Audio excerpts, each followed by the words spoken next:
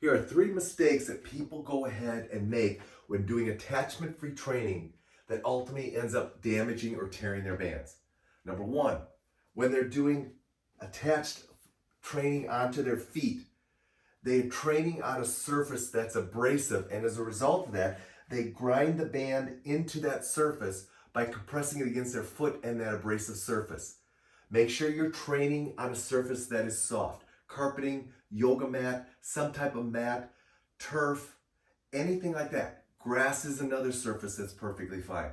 But keep in mind that the surface that you're training on cannot be abrasive because it will cut into your band. Second mistake, they go ahead and overstretch the band when using a portion of the band. As an example, I'm doing pull aparts. I have a distance between my hands that's about 10 inches. That allows me to go ahead and stretch that band another 20 inches.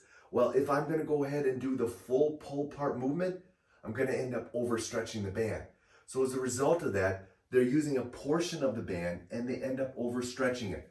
Another example of where that comes into play is doing any type of standing where we're going to only use this portion of the band from my hand to my foot. And as a result of that, I'm only using about 10 inches. Well, if I go and stand way up, I'm going to go ahead and overstretch that portion of the band. So keep in mind that if you're only using a portion of the band, know how big a distance or length of distance that is, and make sure that you go ahead and avoid overstretching that segment of the band. The final mistake that people make is when they're standing on the band with 2 feet and doing different types of setups or exercises using this type of position.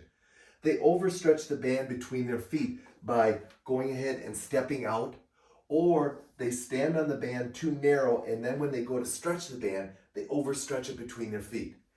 If you're going ahead and doing a double foot position setup, make sure that the band between your feet is relatively loose.